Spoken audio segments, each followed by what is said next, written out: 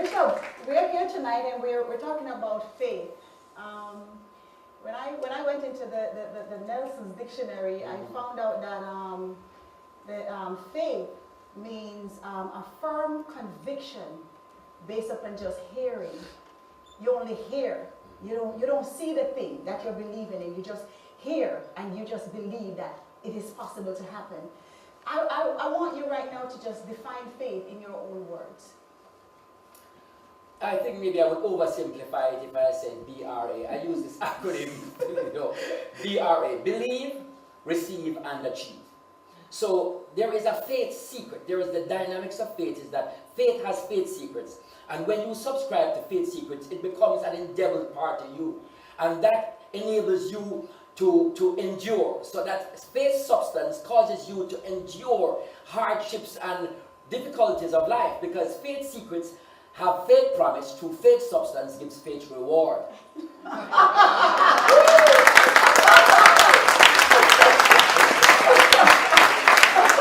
is Bishop for you all, okay? No, it's faith reward. It's faith reward. Wow. You're now a bishop. You weren't born that way. Because we heard you tell us in your own word when we asked you who's bishop. Actually, after 10 years of being a bishop, I was elevated as a chief apostle 2 years ago. So now 25 years of bishop. So after 10 years, then the council of bishops saw fit to move me into archbishop, but I chose rather to go with chief servant of God, being. Bishop, I want you to describe a little bit of your journey, because a lot of people believe that, okay, all right then, so I was prophesied on that I'm supposed to be a pastor, bishop, or prophetess, an evangelist, whatever it is. And so everybody come now, once they hear that, we see people now running, some people, once they hear that they're going to be a pastor, they're putting up churches and this. They're not waiting on the calling. Bishop, I want you to describe for me a little bit of your journey, your faith walk to where you are now. That's a tear puller. It's a tear puller because, to be honest with you, putting back the curtains and being more realistic than idealistic, it has been very difficult in this sense. I look at it more like the walk of Abraham, and I don't want to just use this in a utopian sense, but look at Abraham. He starts off with the unknown. I was never good at maths, but I do know that you have to work with the known to get to the unknown. So therefore, you must have a deep conviction that God has called you, that you have had an encounter with God, one that is indeed life-changing. And this, of course, marks the beginning of your walk of faith. But then God is calling you out of the known into the unknown. But for you to work out getting to the unknown, you must first be convicted and convinced that the one who has called you. Now, hence you asked a question and you made a statement rather that many people today launch out aspiring to be leaders in the church, but they really have no birth date.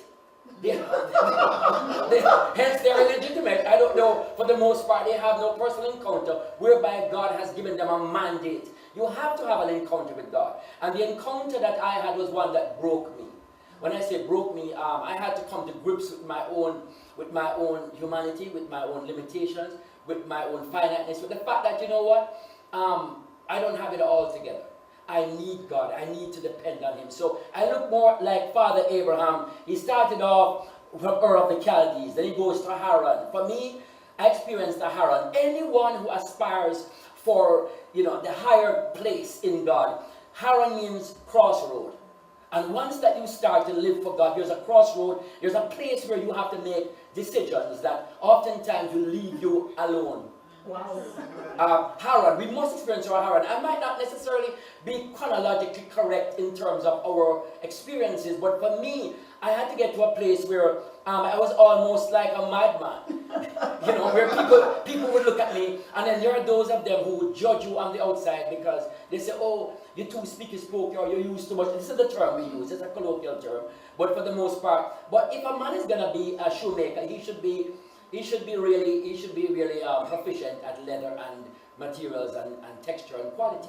If we're going to be God's oracles or God's spokesperson, we should broaden our vocabulary. we should seek for ways and means in which our diction and our expression is with clarity, because it is the tongue that we use to affect change, to bring about the realization of truth.